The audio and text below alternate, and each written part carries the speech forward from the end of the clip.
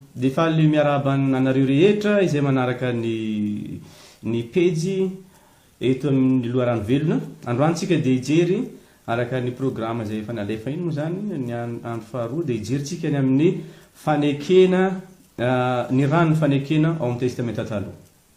Ny rano fanekena ao amin'ny Testamenta Taloha. Zany hoe raha marina zany dia mbola hiverina amin'io lohahevitra mikasika ny rano fanekena indray tsika amin'ny lakamisy zoma saingy tsy maintsy manana an'ity lafika mikasika ny rano fanekena amin'ny Testamenta Taloha tsika zay vao mahazo tsara ny zavatra izay ho ampianarina amin'ny alakamisy sy zoma. Tsy fantatro hoe maheno tsara ve nareo amin'izao sa ahoana? Tsy mahita commentaire mihitsy aho.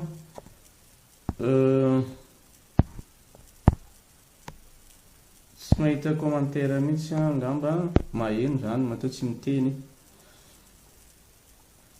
Dia iroso avy hatrany zany amin'ny lohahevitra androany dia ny hoe ny rano fanekena ao amin'ny fanekena taloha. Ny rano fanekena ao amin'ny fanekena taloha. Alohan'ny zavatra rehetra nefa dia hiara-hivavaka isika rehetra. Jesosy eo misaotra anao zahay. No ty fotoana ity indray ahafahanay mifampianatra. Miara-midinidinika any amin'ny teninao izay teny fiainana, teny mitondra fanasitranana ho anay. Ndreto dia Jesosy mitondra ny fonay torotoro eo anatrehanao. Fantatrao tsy miafina aminao ny momba anay tsirairay avy. Ary mahatsiaro an'ilay herinandro izay nijalianao zahay. Ny nanoloranao ny tenanao faty teo aminazy fijaliana. Nanjatsahanao ny rahanao fanadiovana an'izao tontolo izao amin'ny fahotany. Jesosy mamelana elokay, mamindra fo aminay ianao. Omeo anay ny fonofo aizanay mandray izany teninao izany. Ary sokafin'ny sainay ahitanao mba tsy ho fahatsiarovana fotsiny izao fianaranay mikasika ny lohahevitra maro amin'izao herinandro masina izao fa tena ho tonga fiainanay tokoa izany. Amin'ny anaran'i Jesosy no angatahako izany. Amen. Ny lohahevitsika androany dia le hoe ny rano fanekena taloha. Alohan'ny zavatra rehetra aloha dia nisy fanontaniana vitsivitsy avy amin'ny namantsika omaly izay tsara ihany koa no hamalentsika azy alohan'ny idirantsika amin'ny lohahevitra androany. Satria tsika omaly zany dia nijery mikasika ny ireo tandindona na ireo aloka momba ny fijalian'i Jesosy tao amin'ny Testamenta Taloha. Dia nisy namana anankiray nanontany hoe ireo izay voalaza omaly ireo ihany ve hozy izy ny tandindona na ny aloka ny fijalian'i Jesosy ao amin'ny Testamenta Taloha? Tsy atompoko. Tsy anovalina. Araka ny fanazavana napetrako teo ambonin'ilay vidéo dia misy maro izy ireo fa ireo telo ireo izay avy ao amin'ny bokin'ny Genesisiany no resiko satria voafetra ny fotoana ihany koa tsika. Fa marobe izy. Ohatra fotsiny izao ny ilay menarana varano rehefa avy nanompo sampy ny zanak'Israely nanamboatra n'ilay sarin'ombelay kely volamena, ny vavaka tamin'io, ny ankoka tamin'io dia voasazy izy nahazo sazy mamaivay tokoa avy amin'ny Jehovah-Andriamanitra dia nasainy nanamboatra n'ilay menarana varahana izay ambaran'i Jaona aty amin'ny filazantsara fa izay mijery an' Jesosy ozy izy tahaka ilay menarana varahana dia ho voavonjy izy. Ray izay. Dia ny faharoa dia mikasika an'ilay ny andro fanavotana lehibe. Ny andro fanavotana lehibe dia tsinona fa ilay andro izay andro tokana mandritra ny taona izay idira misorona be ao masina indrindra manao ny fanavotana sy fanadiovana ny trano ny fitoerana masina. Io ihany koa dia ambaran'ny ny ao amin'ny epistily ho an'ny Hebreo fa tandindo ny fanavotana nataon'i Kristy sy ny fijaliany teo amin'ny hazo fijaliana. Zany hoe misy maro be zany ao amin'ny Testamenta Taloha saingy ireny telo ireny no niraisintsika omaly. Ndao amin'izaritsika hijery an'ilay lohahevitra androany ny rano fanekena taloha. Alohan'ny nijerevantsika an'izany satria mifototra ao amin'ny Exodosy toko fa 4:20 izany rano fanekena taloha zany dia andao aloha tsika hijery mba azo antsika azy tsara dia hijery aloha tsika ny atao hoe fanekena na ilay alliance amin'ny teny frantsay na le berite amin'ny teny hebreo Inona moa zany fanekena izany? Satria raha tsy avintsika aloha ny fototra ny atao hoe fanekena dia tsy avintsika tsara ny tena tian'ilay fanekena taloha ambara amintsika. Ny fanekena dia fomba fanao tena kolotsainy tany amin'ny ancien proche orient mihitsy ny manao fanekena. Ny teny izay mitovitovy amina angamba raha amin'ny fitenitsika ankehitriny izay ny contrat na ny traité na ny resaka pacte sy ny sisa. Zany hoe fifanarahana eo amina antoko roa izay mifanaiky manao fifanarahana vita sonia mifanaiky ho mpiongona na ho mpiavana. Ary izay no mahatonga ny olona anankiroa efa mpiavana dia tsy mila manao fanekena. Fa ny fanekena na fifanekena ny berita amin'ny teny hebreo zany dia natao hanambatra olona roa izay tsy mpiavana ho lasa mpiavana. Fanambarana antoko anankiroa izay tsy mpiongona ho lasa mpiongona. Zany hoe tena mampifamatotra an'ilay antoko roa zany na olona anankiroa io zany ilay fanekena. Misy karazana fanekena be dia be. Misy natao hoe fanekena amin'olona roa. Zany hoe mety ho mpinamana ry zareo na mety tsy ho mpinamana mihitsy aza, mety olona tsy mifankafantatra mihitsy ary fa manao an'ilay fifanekena izy ilay berita dia lasa mpinamana akaiky tsy mifamadika mihitsy. Misy koa ny fanekena amin'ny mpanjaka sy ny olona izay ambany fahifanamina. Rehefa ny mpanjaka no manao ilay fanekena amin'ilay olona ambany fahifanamina dia mianiana ilay mpanjaka. Rehefa ilay mpanjaka na ilay olona ambony kokoa zany no mianiana manao an'ilay serment ao anatin'ilay fanekena dia dikan'izay zany dia mampanantena manome promesse zany ilay olona zay ambony fahefana fa hanome zavatsoa an'ilay olona ambany fahefana. Raha ohatra indray zany ilay olona ambany fahefana indray zany no manao fianianana, dikan'izay indray zany dia fianianana ho mahatoky amin'ilay olona zay ambony fahefana aminy kokoa. Izay no dikany. Zany hoe tsy vadika aminy raha ohatra ka mpanjaka le anaovana le fianiana dia tsy vadika mihitsy, tsy hikomy aminy, tsy hitarika olona hikomy handrodina ny fanjakana. Zany hoe ny fitondrantenany vis-à-vis n'ilay mpanjaka zany tena feheziny ilay fianianana izay ataony zao dia mianena fa tsy vadika aminao mihitsy ry mpanjaka sy ny sisa. Misy ihany koa ny fanana eo amina firenena roa, fanekena zafady, fanekena eo amina firenena roa izay mifanaraka sy mifanaiky tsy hiady fa hiavana. Na mety manao alliance izy zany miaraka izy hiady amina firenena hafa. Zany hoe fifanekena zany, fifanekena fiombonana mba tonga fandresena, mba hatanjaka koa zany ilay fiombonana. Dia misy koa ilay fanekena amin'olona roa izay mitovy amin'ny fatodra eo amin'ny kolotsaina malagasy. Ny berita na ilay fifanekena eo amin'olona roa io zany dia tena mampifamatotra azy sy mampiombona azy ka tsy afaka mivadika mihitsy, tsy afaka mamadika an'ilay namany mihitsy. Zany hoe tena lasa mihoatra no mpiavana mihitsy zany ireto olona roa izay manao fifanekena ireto. Mbola misy maro izy fa ireo nomeko ireo zany no azo amintinana azy. Zany hoe ilay fanekena zany rehefa vita dia mampifamatotra n'ilay olona roa na antokony olona roa ka tena lasa mpiombona tanteraka tsy mifamadika amin'izay rehetra atao. Zany hoe tena nisan'ny mot-clé zany ao amin'ny fanekena dia ilay antsony teny hebreo hoe chesed, izay midika hoe tsy fivadihana, tsy mivadika. Rehefa zaho nanao fanekena aminao na fifanekena aminao dia tsy mivadika aminao mihitsy aho na inona miseho. Jehovah Andriamanitra moa dia miteny an'izany ao amin'ny Isaia ao amin'ny Jérémie koa misy hoe na hetsika aza ny tendrombohitra hozy izy dia tsy hiala aminao mihitsy ny famindrampo ary tsy tsoako aminao izy ny fanekem-pihavanako izay brit shalom fanekem-pihavanako fa ho tazomiko io tsy hiala aminao mihitsy zany fanekem-pihavanako zany. Zany hoe raha fintina zany dia misy singa maromaro amin'ny fanekena ny brit. Ny voalohany aloha zany dia misy le olona roa izay tsy mpiavana izay manao an'le fifanekena hitambatra, dia misy an'le objet na le fototry le fifanekena izay voambara mazava tsara hoe ireto zany ny obligation ny andaniny sy ny ankilany ka tsy afaka mifamadika amin'ireo izy.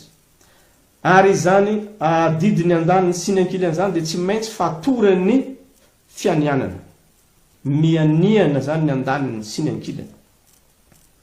Dia misy fombafomba na rituel fanao rehefa manao fanekena na fifanekena. Ahoana ny fomba fanaovana azy? Ny fomba tena mahazatra zany dia ny matonteny hebreo izay nentina nilazana ny hoe manao fifanekena moa dia le teny hoe karaty, dikany karaty dia manapaka.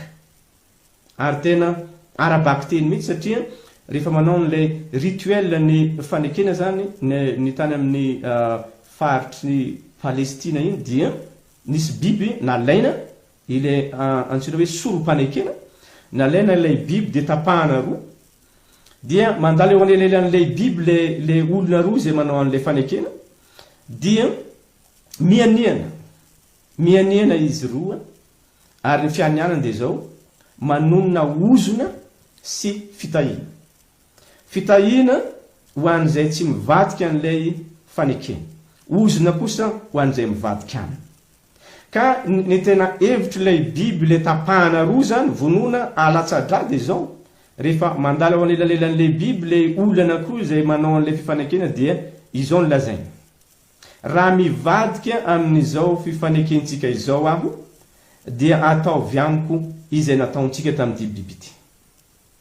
Raha mivadika amin'izao fifanekena ataontsika izao aho dia ataovy amiko izay nataontsika tamin'ity biby ity. Ino moa dikan'izany? Vonoy aho raha mivadika, tapaho roa aho, alatsao ny rako raha mivadika amin'ity fanekena izay ataontsika ity. Tena zavatra ngeza be io. Isika eto Madagasikara dia mahafantatra ny antsoina hoe fatodra, fa mbola mety ataoko hoe mitovitovy na mbola ambony ny fatodra mihitsy aza ny ilay berit, satria tena fantatsahany-dra, alatsao ny rako, vonoy aho raha ohatra ka tsy manao raha mivadika amin'ity fanekena ity. Jerevantsika ny eo amin'ny Genesis 5:12 tamin'ny nanaovan'i Jehovahandriamanitra fanekena tamin'ny Abraham. Misy ao Genesis 5:12 dia manomboka mamakytsika eo amin'ny 7:10 vakiko amin'ny anaran'i Jesosy. Ary rehefa maty ny masoandro ka maizina dia maizina ny andro, dia indro nisy fatana fandoroana mivoatsetroka sy fanilo mirehitra izay nandeha namaky teo anelanelan'ireo zavatra voasasaka ireo. Io le biby anankiroa, le biby natapahana roa. 9:20 Ary tamin'izany andro zany Jehova nanao fanekena tamin'ny Abrahama ka nanao hoe: ny taranakao efa nomeko ity tany ity, hatrany amin'ny non'ny Egypta ka hatrany amin'ny non'ny lehibe dia ny ony Eufrate. Dia mitohy eo ambany amin'izay zany le io amin'izay zany le voalazako teo hoe Andriamanitra ihany no nandalo tao anelanelan'ilay biby. Donc zany tsy fifanekena no eto, sy bilatéral zany, fa unilatéral. Zany hoe Jehovahandriamanitra no manao fanekena fa tsy fifanekena amin'ny Abrahama, satria izy ihany no namaky tao anelanelan'ilay biby anankiroa amin'ny alalan'ilay fatana sy fandoroana mivoatsetroka ho izy sy fanilo mirehitra. Ny dikan'izany dia zao, Andriamanitra no manao fanekena ary tsy miankina amin'izay ataony taranaky Abrahama, tsy miankina amin'izay ataony taranaky Abrahama ny fihetsik'Andriamanitra amin'ny alalan'ity fanekena. Efa nianiana izy dia tsy mivadika amin'izany. Na dia mivadika aza ny taranaky Abrahama, nivadika ny zanak'Israely, nivadika foana tantarany zanak'Israely rehetra, Andriamanitra tsy nivadika mandrakizay. Satria izy no manao fanekena, fa tsy fifanekena. Io no hitantsika eo amin'ny tantaran'ny Abrahama. Ary tena zava-dehibe. Satria io fanombohany atao hoe fanekena tamin'ny Abrahama io no hamaritra ny hoavy ny taranak'Israely rehetra any aoriana. Ary nampananten'Andriamanitra azy ny taranaka, ny fitahiana, nataon'Andriamanitra ho tahaka ny lova sarobidy mihitsy Abrahama, ary dia hitantsika fa tsy nitsokany zany mihitsy Jehovahandriamanitra tao anatin'ny tantara manontolo. Ndao amin'izay ro jerevantsika ny ao amin'ny Exodosy toko fa 4:20. Ny amin'ny Exodosy toko fa 4:20. Ao indray no misy ny nanaovan'ny Jehovahandriamanitra fanekena tamin'ny zanak'Israely. Zany hoe nientiny zany dia antsoina hoe fanekena tao Sinay na fanekena tamin'ny zanak'Israely. Fantatsika tsara ny tantara, miainga avy any Egypta, nivoaka avy any Egypta, izay nandremana ny Pasika voalohany tao Egypta, tamin'ny namononan'ny zanak'ondry sy nanentemana raty eo amin'ny tolambaravarana sy teo amin'ny tolambaravarana. Nivoaka ny Egypta ny zanak'Israely, niodikodina tany anefitra, nandritra ny 40 taona, naditra foana, nivadika an'ilay fanekena. Dia eto Andriamanitra amin'ny manomboka amin'ny Exodosy toko 20 ka hatramin'ny 4:20 dia antsoina hoe code de l'alliance. Zay hoe fehezan-dalan'ny fanekena. Andriamanitra manorina fanekena amin'reto zanak'Israely tao Sinay. Donc zany ny zavatra izay hitantsika eto zany dia zao, amorona vahoaka vaovao Jehovahandriamanitra, hamorona vahoaka vaovao Jehovahandriamanitra, ka tsy maintsy misy fanekena izay tsy fanekena vaovao kory, fa fanamafisana sy fanorenana tsara ilay fanekena izay nataon'Andriamanitra tamin'ny Abrahama ihany. Satria ireto zanak'Israely reto ilay taranany izay nianiany Andriamanitra fa tsy maintsy hiditra ao amin'ny tany Kanana. Inona zavatra miseho eto? Hiakatra ao amin'ny tendrombohitra Sinay Mosesy haka an'ilay didifolo izay azo lazaina fa lalam-panorenana fototry ny firenen'ny Israely, ary hoantsika koa aza izay fiandohana, izay lalàna sy fitsipika ifehan'ireto vahoaka vaovao ireto zany. Dia izao alohan'ny ny akarantany naka an'ilay didifolo dia nanao fanatitra izy, nanao fanatitra. Zany hoe eo amin'ny fototry ilay tendrombohitra Sinay mihitsy izy no namono omba. Dao me vakintsika ny ao amin'ny Exodosy toko fa 4:20 manomboka amin'ny andininy voalohany, tsy maninona vakintsika manomboka amin'ny andininy voalohany. Exodosy toko fa 4:20 manomboka amin'ny andininy voalohany amin'ny anaran'i Jesosy. Aroy Jehova tamin'i Mosesy, miakara ao amin'ny Jehova ianao sy Arona sy Nadaba sy Abihu ary 70 lahy amin'ny olon'i Israely, ka miankohofa eny lavitra eny ianareo. Nefa Mosesy ihany no hanakaiky an Jehova, fa ireo tsy mba hanakaiky, ary ny olona tsy hiakatra homba azy. Dia tonga Mosesy ka nanambara tamin'ny olona ny teny rehetra izay nataon Jehova sy ny fitsipika rehetra, ary namaly indray miredina ny olona rehetra ka nanao hoe ny teny rehetra izay nolazain'i Jehova dia hataonay. Mafy zany. Teny rehetra izay nolazain'i Jehova dia hataonay. Niredina indray mandeha ny olona niara niredina ny teny zany. Ny andiny faefatra. Ary Mosesy nanoratra ny teny rehetra nataon'i Jehova. Dia ny fomaraina koa ka nanorina alitara teo ambodiny tendrombohitra sy trangam-bato 12, araka amin'ny firenen'i Israely 12. Nanorina alitara Mosesy. Andiny 15 ary ny zatovo amin'ny zanak'Israely ny rany dia nitondra fanatradorana ireo ka namono vantotrombolany hatao fanampiavana ho an Jehova. Ary nalainy Mosesy ny antsasaky ny ra ka nataony teo anaty lovia, ary ny antsasaky ny ra kosa natopiny teo amin'ny altara. Eno tsara.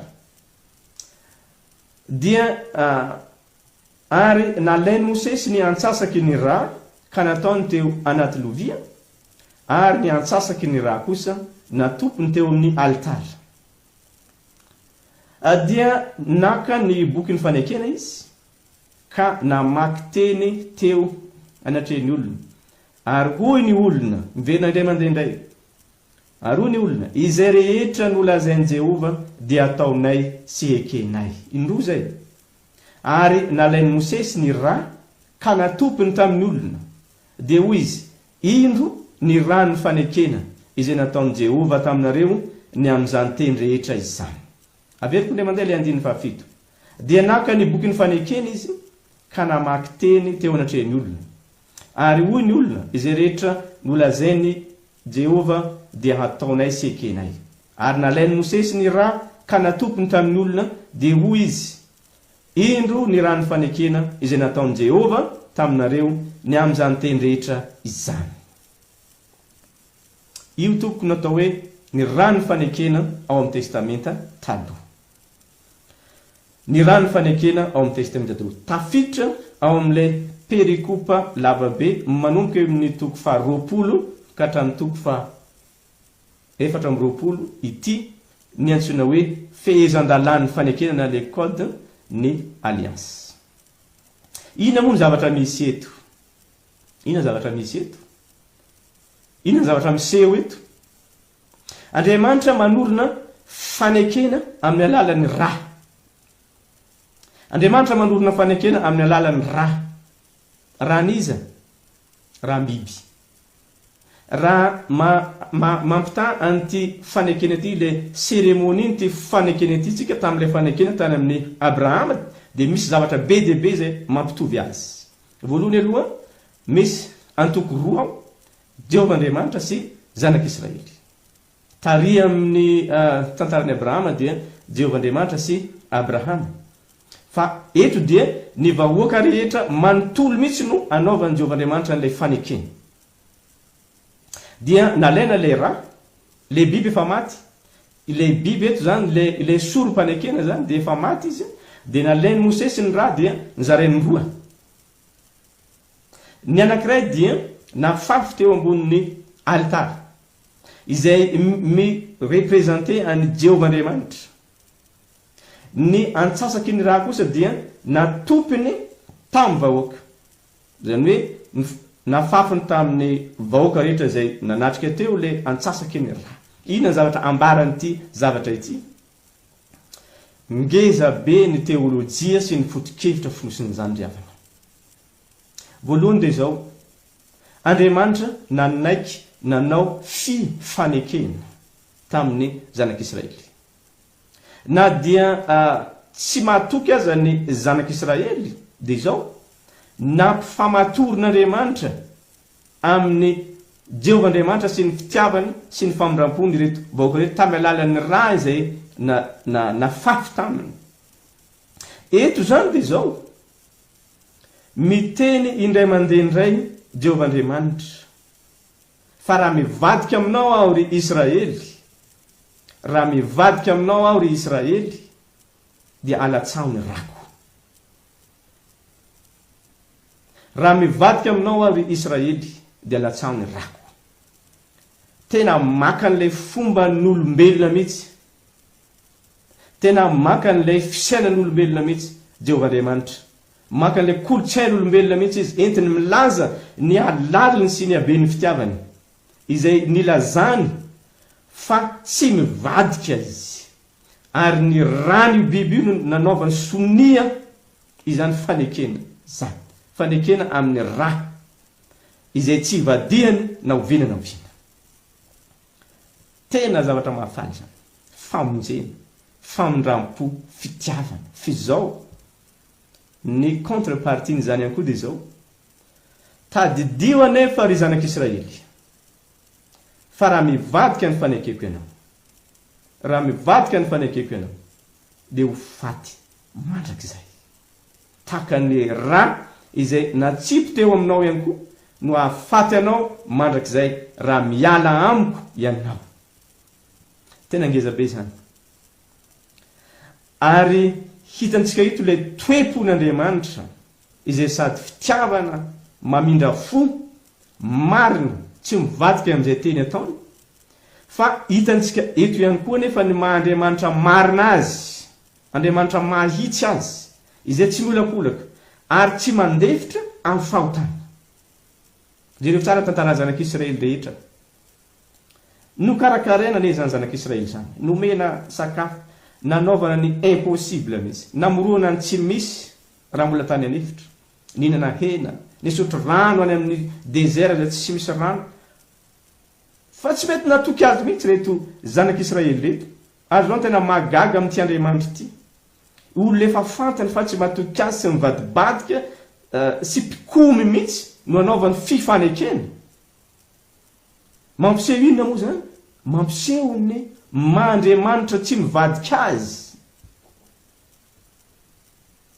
Fa saingy tadidio ry havana, izay mbola ho hitantsika amin'ny alakamisy sy zoma, fa tanteraka ao amin'ny Kristy zany fanekena zany. Tanteraka ao amin'ny Jesosy Kristy zany fanekena zany. Ary ny azo fijaliana no nandatsahany ilay rano fanekena vaovao.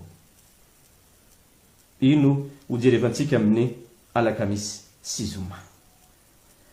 Dia mifaranatreo ny lohahevitsika androany, mino fa azoazonao zay ny atao hoe fanekena sy ilay rano ny fanekena.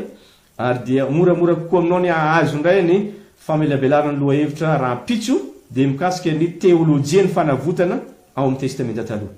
Satria ny zavatra nataon Jesosy amin'izay ankalazantsika ny herinandro masina, izay tanteraka teo amin'ny faratampony teo amin'ny azo fijaliana, tao Golgota, dia fanavotana.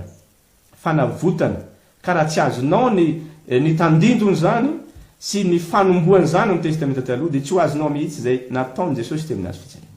Noho izany dia manome fotoana antsika indray zany Rahampitso amin'ny lohahevitra hoe ny teolojian'ny fanavotana ao amin'ny Testamenta Taloha. Mankasitraka tompoko amin'ny fanarana ny pejysika, zarao amin'ny hafa raha hitanao fa mahasoa zany, ialana tsiny indrindra amin'ny fiovaovan'ny fotoana, nametraka ihany le hoe amin'ny telo folakandro saingy misy zavatra misosoka foana amin'ny andraikitra amin'ny mahampampianatra sy ny fivirina maro samihafa, dia hifonina amintsika rehetra ny fiovaovan'ny fotoana. Hiezaka ao ny anaja fotoana amin'ny 3 folakandro Rahampitso, dia samy tainy Jesosy daholo. Jesosy anome antsika ny fiadanana sy ny fifaliana ary hiteraka antsika ho zanaka. Saotra betsaka tompo, an'Andriamanitra irery ny voninahitra.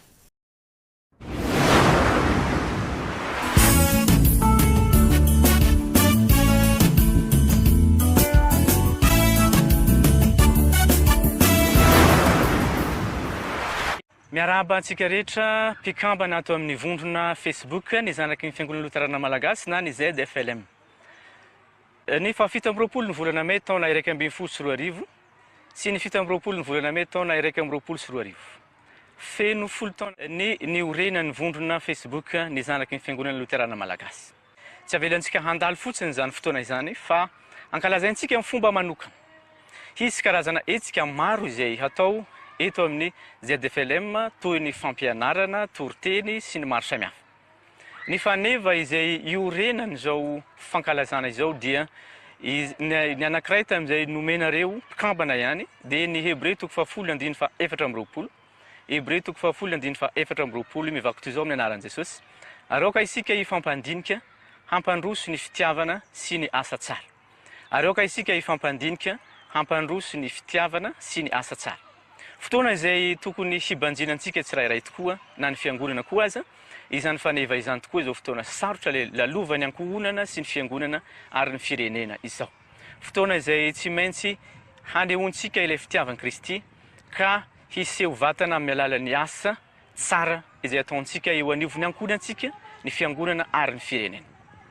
Ireto azy misy daty fitadidy izay tsy tokony ho adinontsika. Ny 17 ny volana May ka hatramin'ny 27 ny volana May taona 2024 no amaranana izany fankalazana izany.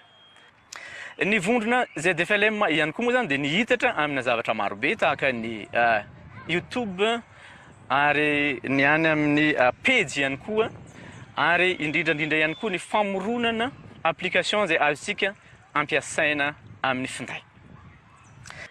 Dia mirary antsika rehetra hanaraka sy anjoy ny vondrona ZFLM azahoantsika ireo karazana fampianarana sy ahitantsika ihany koa ireo fanentahana maro samihafa ary ireo tetikasa foezaka sy lavitrezaka izay ka sainy vondrona hatao. Dia mirary ny fiadanan'ny tompo sy ny fanantenana velo amin'ny Kristy ho antsika rehetra.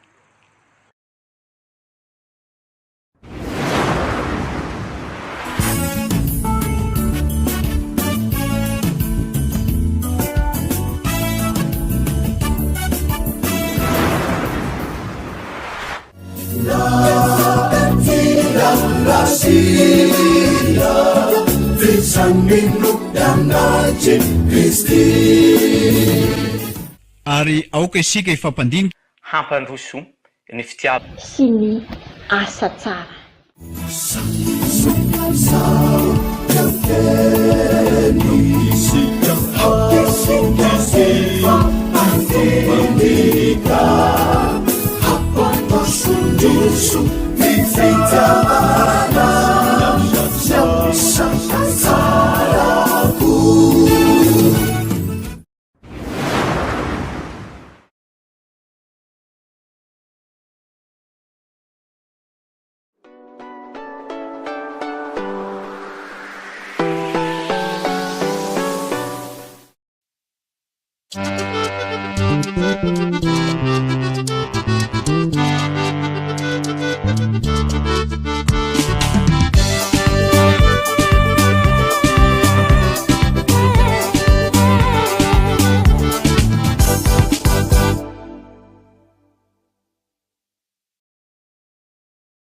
Ny ZFLM ao anatin'ny fankalazana ny 20 taona dia manolotra anao famatsimbola tetikasa 20 janoary ka hatramin'ny 2 aprily alefaso ny tetikasanao raha sampana fikambanana vondrona mpandray misy 5 ka hatramin'ny 10 ka manana tetikasa andraisa anjara.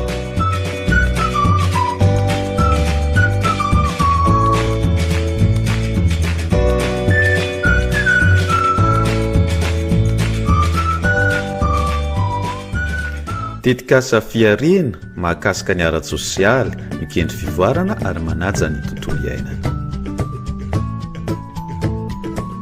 Tsara raha tetikasa efa natomboka na misy mentinao amin'izany, teti-bola mazava hita ny dingana atao. Alefaso ary ny mombamomba ny tetikasa sy ny mpandray anjara ao amin'ny Loterana-Malagasy@gmail.com.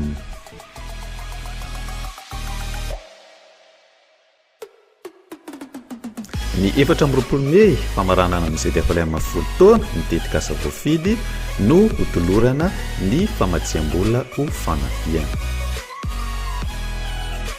Isy fanaraha-maso ny fivoaran'ny tetikasa eny ifotony. Lazaiko aminareo marina tokoa araka izay efa nataonareo tamin'ny anankiray amin'ireto rahalahako kely indrindra ireto no nataonareo tamiko. Mattio 5:20 tapany P.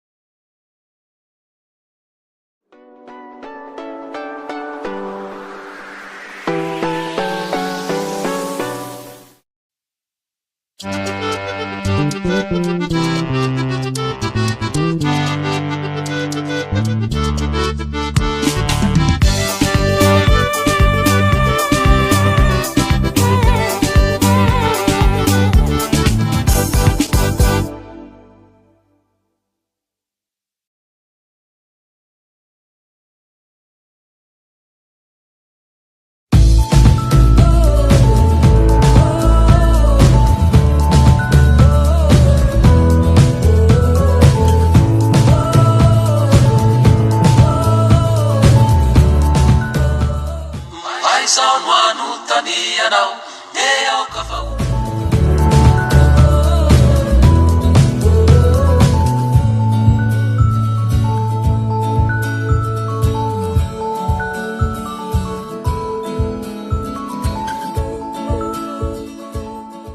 Tsy makivy tsy mety sasatra, sika tily miasa fatratra.